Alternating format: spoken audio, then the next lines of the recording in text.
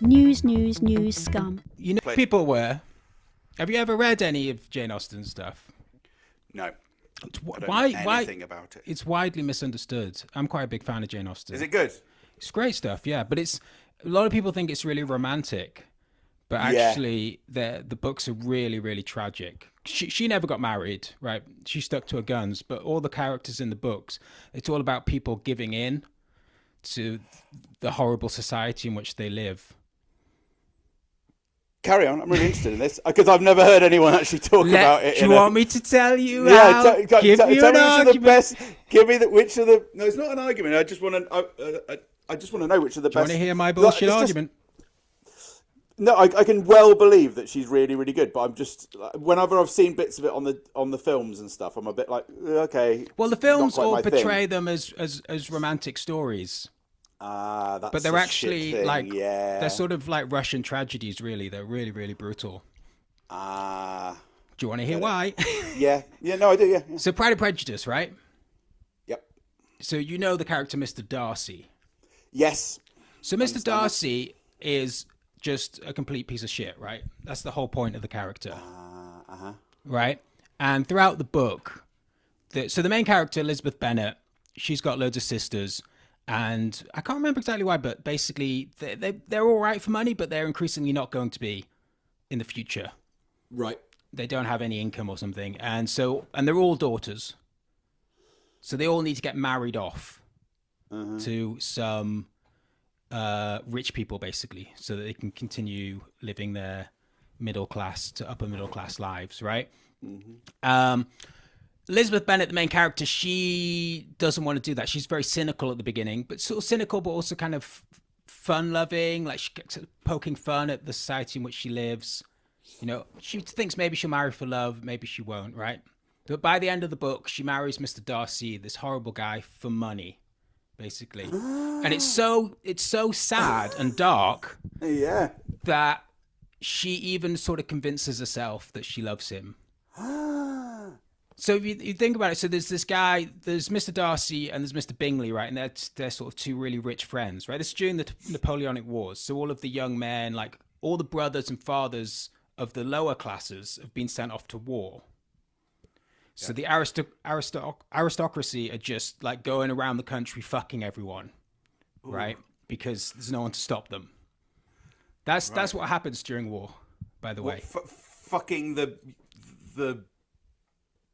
lower strata. Yeah, because all the men are away. Apart from the aristocracies, they're the only ones that stay. So the aristocracy fuck the other aristocracy and the poorer people. Yeah, they fuck everyone, basically. Right, okay. Yeah. But particularly the poorer people, because they don't matter. And particularly at that time, during Regency, if you're a woman and you get fucked, then you're basically a whore and you can't get married and your life is ruined. If you're a man, it's just a bit of, silly, young person. This is a good description. Carry on. I'm getting it more about the whole era.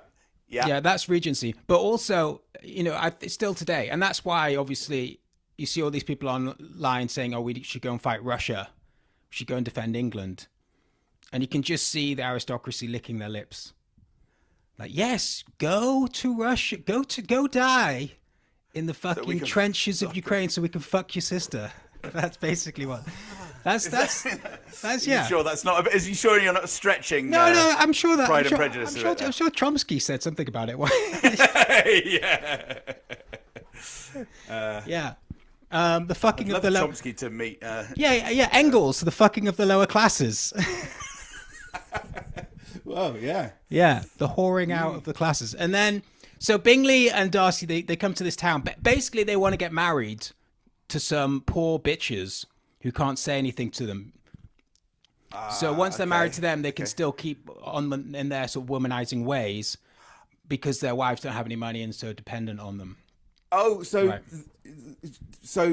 Mr. Darcy actually systematically wants to treat Jane Austen's character like a piece of shit. Yeah, well, but he does want to get married as well. He kind of wants to get married to her. I don't really understand. He wants to get married because you have to get married, and it's good for like when he's in London for like public events and stuff. But it's good to get married to a lower class person. Yeah, because she doesn't have any money, she doesn't have any. So she'll be sort of tied to him. She can't complain about his ways, right? If he married someone of equal status to him, then she might kick up a fuss about the fact that he's going. So around. he's really quite unpleasant. Yeah. And so and there's no love really between. No, she hates him Bennett throughout the book. She hates him, and there's the closest thing to a good character in the book is a guy called Mr. Wickham, who grew up with Darcy. And early on in the book, Wickham tells Elizabeth Bennet, the main character, about how when they grew up together, he was sort of like an orphan, but Darcy's dad, who was a nice guy, kind of took him on as like a second son and treated him like just as well as he did his own son. And when he died, they were supposed to inherit 50-50, but Darcy screwed him out of it. Oh. So he's then ended up having to be a soldier, so he's off fighting in the wars like a fucking douche, while Darcy's going around all the fancy manor houses fucking everyone. Anyway, he's briefly away from the war just in time to tell Elizabeth Bennet all about this. She's shocked about it. Then later, so throughout the book, basically Elizabeth Bennet hears shit about Darcy from everybody. And then Darcy would come back every so often with very, very unbelievable explanations for why actually it's the other way around and he's the good guy. And she doesn't believe him until right at the end. Then she suddenly does believe him, and then they're suddenly magically in love and live happily ever after. And you're supposed to think, oh, that's a nice story. It's clearly a horrible, horrible story. So there's another bit, right, where Elizabeth Bennet's sister goes away to Brighton, I think, and what we're told is that she runs away with this Mr. Wickham character. Again, Mr. Wickham getting blamed for everything. And then they basically, it's implied that they fuck and then they get married. They're sort of, it's going to be a scandal for the family unless they get married. So they sort of force them to get married. And then later it's revealed that Darcy was at the wedding. I don't understand. Why does that matter? What's the sort of welcome to Newscum, everybody. We're talking about the pressing issues of the day. Yeah, so Venezuela, this is right? 2026. Yeah, carry on.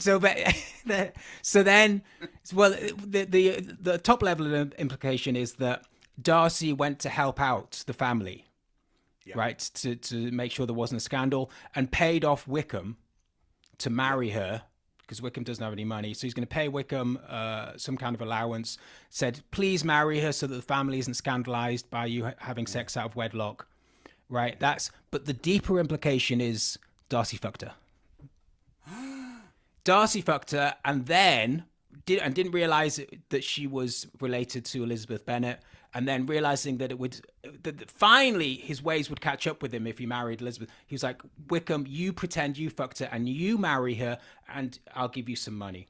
And Wickham being really such a nice guy. He's such a nice guy that he knew that this woman's life would be ruined if he didn't marry her. So he does. And that's the story of Pride and Prejudice. And they're all like that. Brilliant.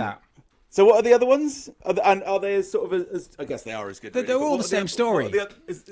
There's a main character. There's a main character, and they're full of life and wit and humor and cynicism at the beginning of the book, and by the end of the book, they've convinced themselves to fall in love with the richest person in the village in order to secure their future. So basically, throughout Pride and Prejudice, all of her sisters and friends are getting married off to people to secure their futures, and she suddenly comes to the realization that she's going to have to do the same. And so she convinces herself that Mr. Darcy's a nice guy. It's very, very, very sad. That's great. Thank you very much for that explanation. That was brilliant. Really Venezuela. So the leader of Venezuela got captured, not abducted. He got captured. Yeah, as the BBC would say. Yeah, and his wife. Well, he got escorted out of his country. Escorted, yes. He was helped. To leave.